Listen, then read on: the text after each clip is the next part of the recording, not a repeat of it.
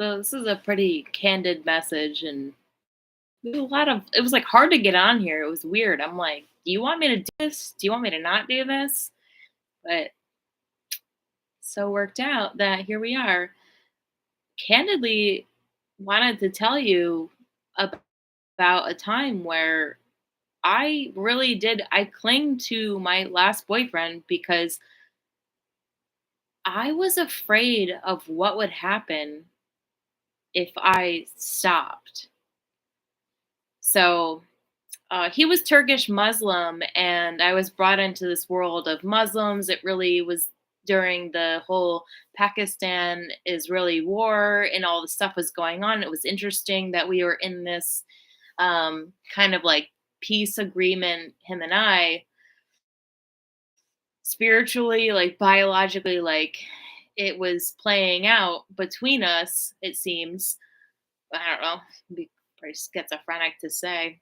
But anyways, there like that relationship, I had a dream that was telling me it's so weird, but I had a dream where it was like that relationship was over in May, but I carried it into October, and I was reflecting on the way that I was like holding on to it. I mean, don't get me wrong, like I definitely loved him. Like when I love somebody, I love them forever, and that's just the way it's gonna be. Nothing can touch that. These agreements have been made, these spiritual alignments have been made, and nothing is gonna touch that. But I did have this deep-seated fear that I expressed in words to him about how I was so fearful about what happens next. Like the next layer is going to be at the time, these months leading up to now, like really scary to me. And I wasn't quite ready to break that agreement and then step into the next one, because the next one was going to be pretty detrimental to the human race. If you don't mind me saying, like, that's kind of how it felt. And that's how it was being presented to me. And that's what I was feeling. And I'm no longer in that, obviously. We're so cooked at this point. And it's interesting because now I'm living in the following paradigm, and there's a lot of peace and a lot of like things that are just going well. And I am adopting a new layer where God's will be done, basically. Like, yeah, it took me a minute to get here, but now that I'm here, I'm like, okay, well, now this actually makes more sense. But it didn't not make sense to me back then, but it was scary to me. So I held on to that relationship for months longer than I needed to because I was afraid of what was going to happen after the fact. And I'm no longer afraid after the fact of like where I'm at now, where the world is at now, where everything is at now. Um, are we not so cooked? Like this is what I'm wondering. Like, are we not? It doesn't matter because everything is really set in motion at this point. But yeah, I kind of just wanted to reveal that like God's perfect timing and everything is like really co-creating amongst the people and the agendas and the timelines, but things get very muffled and confusing because then you bring in this American administration who wants to take the face for a lot of spiritual things that are happening, and people want this hero. They want to they have this commodity of this hero, and they want to hold on to that, and it's going to keep spiraling into the next thing, which could be really good or it could be really bad for them, just depending on how um fine-tuned their faith is, like how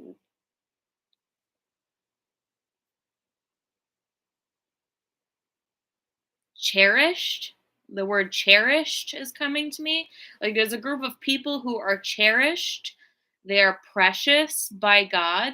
So when all these bad things start happening, it's because the most cherished and the most precious people to God have not been held in that regard in this world. that caliber of people have not been held in regard. I heard this beautiful song the other day. They play some indie music on the radio in Austin, and they were like, these people that are so good have been held down for so long. And when does the mercy runs out? It's not up to us. In these transactions, I feel like I have partly a responsibility here, and that's, kind of why I clinged on to this for so long, and I was very vocal. Like, I'm just so scared of what's going to happen if this falls apart and a new thing comes, and I'm not, I guess I was ready. It's God's perfect timing. God's perfect timing. Everything about the evolution of AI and the disintegration of war, this is very spiritual. The disintegration of war is the disintegration of all the divisive nature between different nations and also between men and women.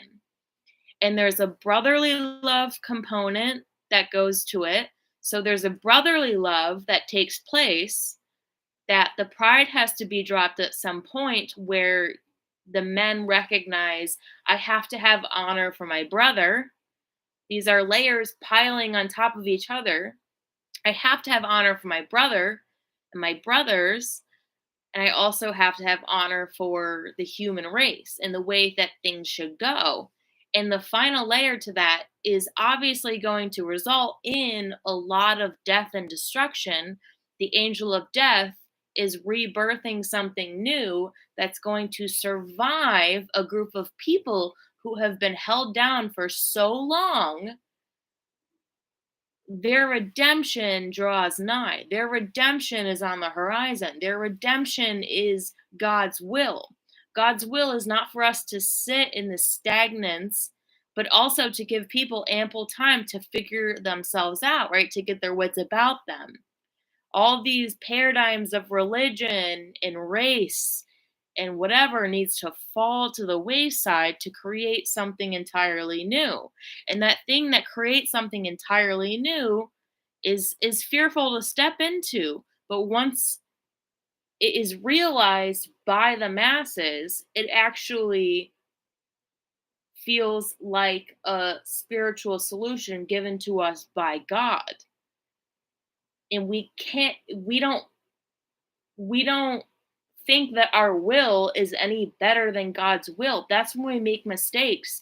We make mistakes when we choose our will above God's will. Day in and day out, I'm given a decision. Do I go against the authority in me that's telling me not to do this? Or do I submit to God's will and I stand for my authority and I say, I will not go against the authority in me that is telling me to do this. I will not use my own will against God's will out of fear or out of confusion. Satan is the Lord of confusion. And there are gray areas where you might take a moment to step into God's will, but the objective is to slowly step into God's will. And then the fear is gone. What's up, Riley Rage? The rise of the underground. Exactly. I mean, what are we supposed to do? My biggest thing is like, what else would I do? Like, what else would I do? What else am I supposed to do? This is it. Question: what does 1 million views get you these days? Answer: nothing, right? The wide path to destruction. You get it. Well, that's it for now. All right, check you later. Have a beautiful night.